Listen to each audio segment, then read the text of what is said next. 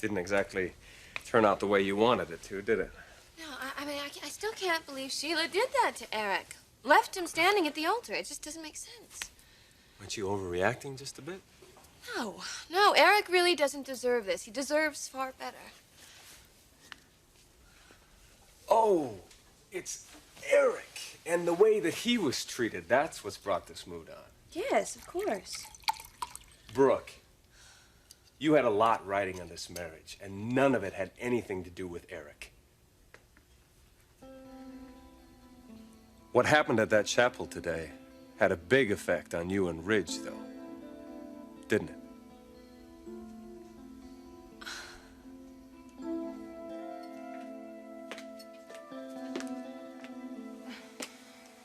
So what do you make of it, Doc?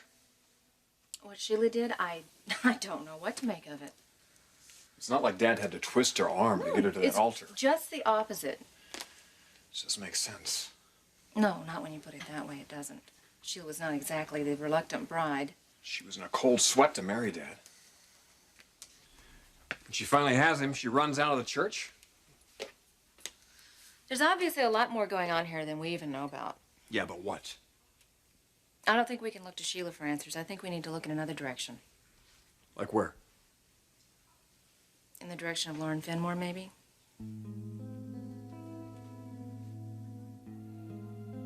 I'm not sure that the occasion calls for this from Eric's point of view, but I feel that the moment definitely calls for a toast.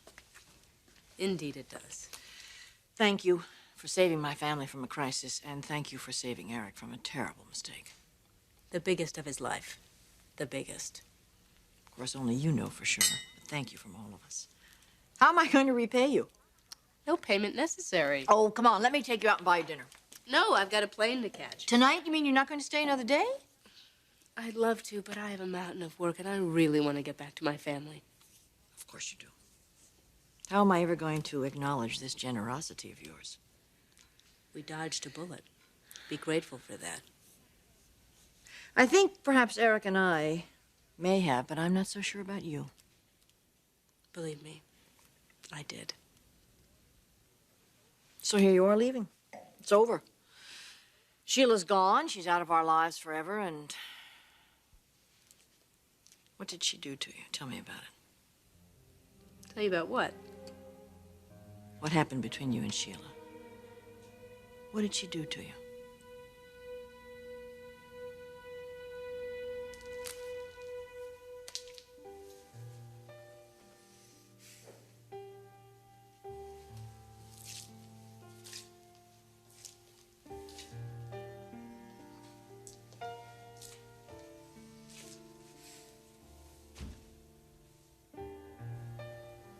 Why'd you do this, Sheila? Why'd you do that?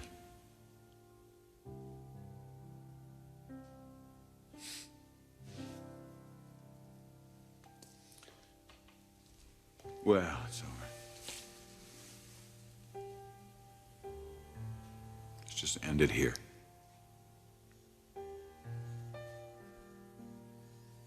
Eric?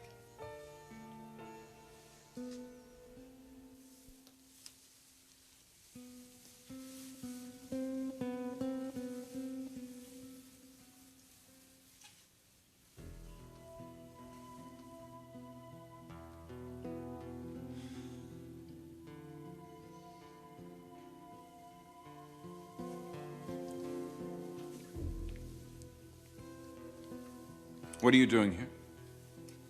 We need to talk. I have nothing to say to you. I'm way too angry right now. I know you are. Why did you come back? I need to explain Explain what? why I walked out on you today, Eric. Why I had to do that.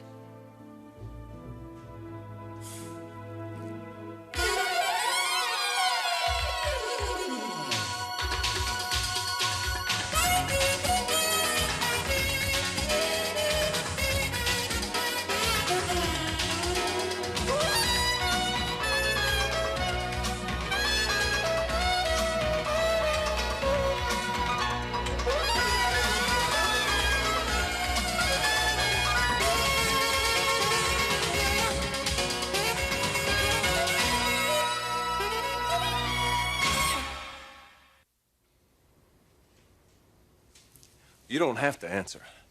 I know it's true. All right, yes, I had my reasons for wanting Eric to marry Sheila. Yeah, with the old man out of the way, suddenly the son is free to move in and get involved with you. How do you know all this?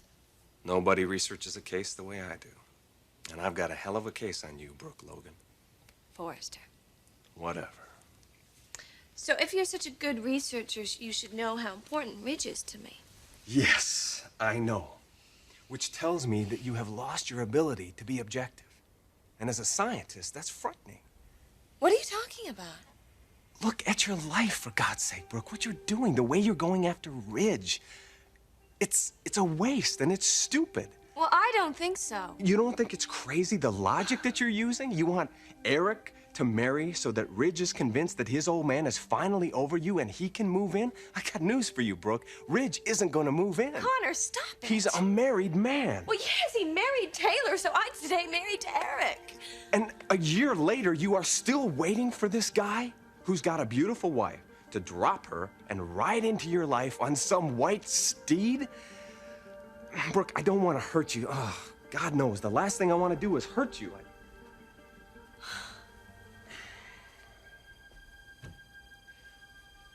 You know what the best thing that's ever happened to you is? The very best thing? Me. I'm the best thing that's ever happened to you. Because I can draw you out away from those crazy Forresters and show you what life is all about. Or can be, if you just give it a chance.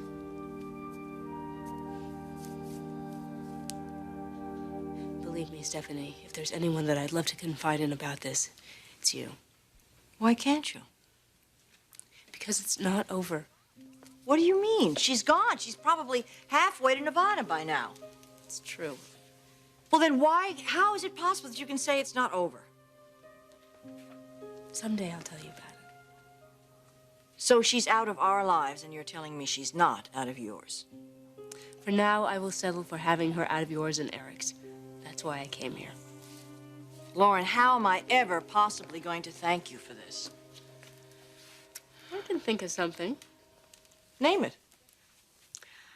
Reconcile with Eric. You guys were the greatest couple.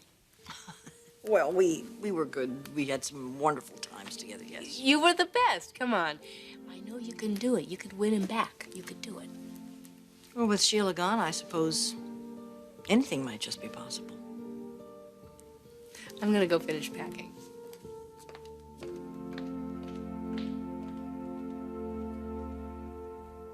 There can't be any explanation for what you did here today. Yes, Eric, there is. Nothing that could justify it. Well, maybe once you hear what I have to say, you'll change your mind. I doubt that, Sheila. I doubt that very much. Regardless, Eric, you are going to hear me out. I left this church today for one very good reason.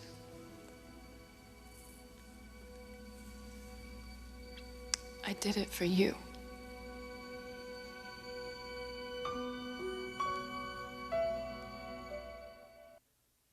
You did this for me?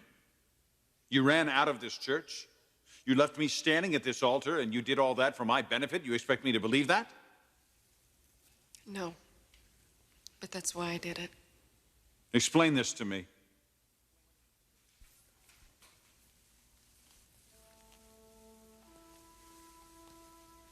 Do you know how I've waited for this day?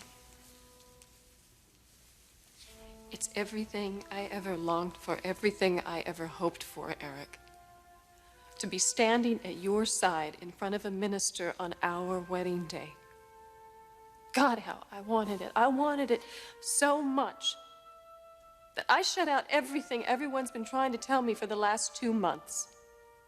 Yes, your friends and your family, oh, how they have all tried to convince me this day would never happen. Especially Stephanie. Oh, her and that friend of yours from Genoa City. Oh, they spread their poison to anyone that would hear it, and a lot of people did. I chose to ignore it. I focused on you, on us. Until today.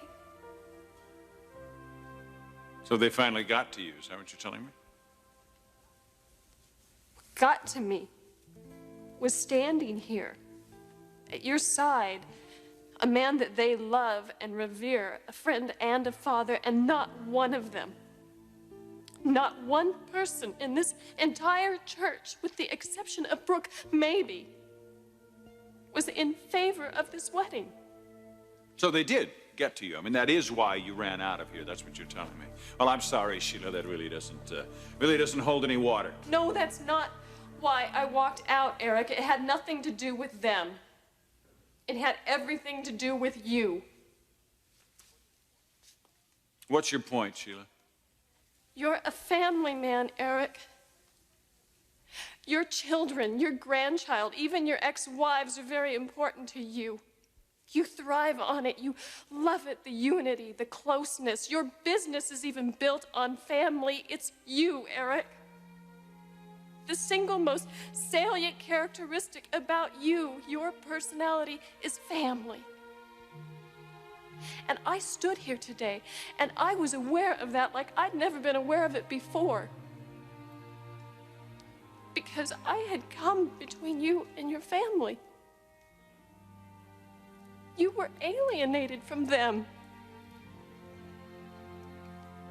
Because of me. I realized I couldn't do that to you. No matter how much I want you, how much I need you, or how much I believe in my heart that I am the woman that can make you happier than you've ever been. I can't destroy your relationship with these people. I couldn't do it.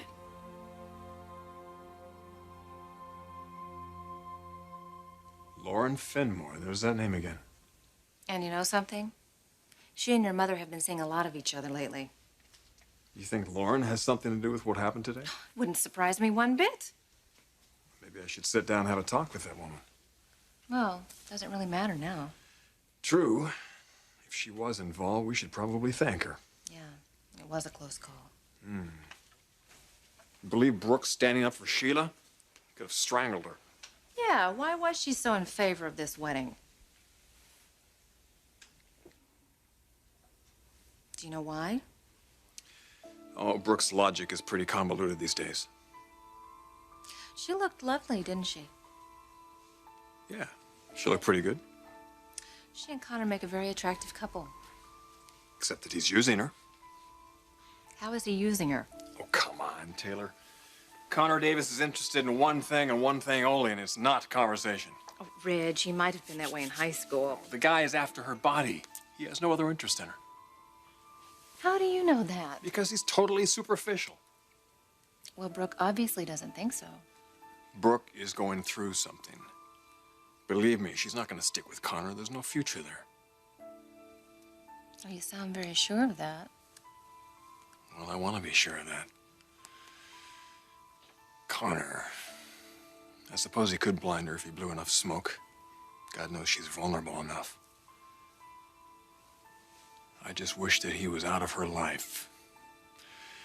And out of my daughter's life. That guy is trouble.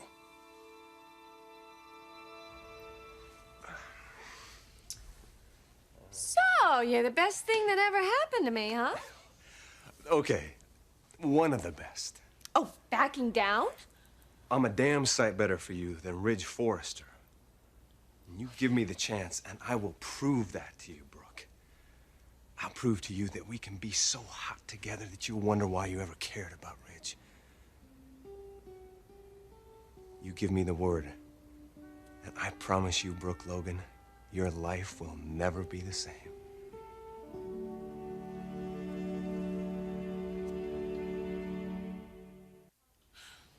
Connor, I am attracted to you. Well, that's a start. But you can't underestimate my feelings for Ridge. No, believe me, I don't underestimate them. I just feel that they're misdirected.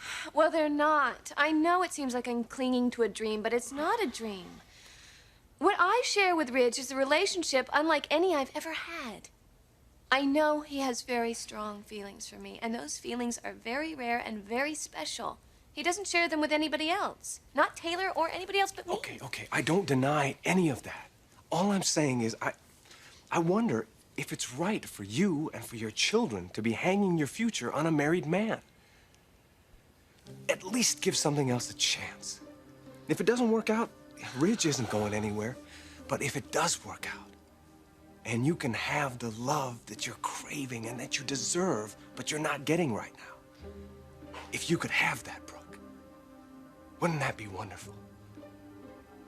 Think about it. Just think about it.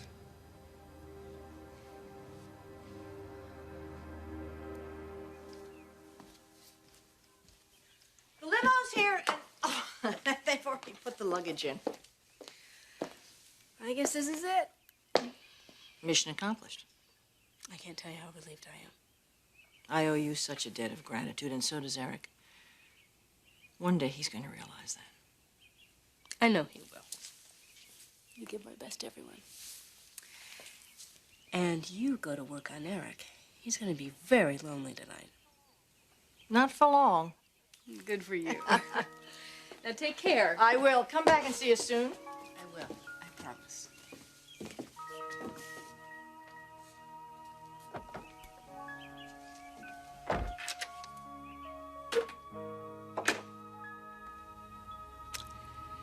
Not for long.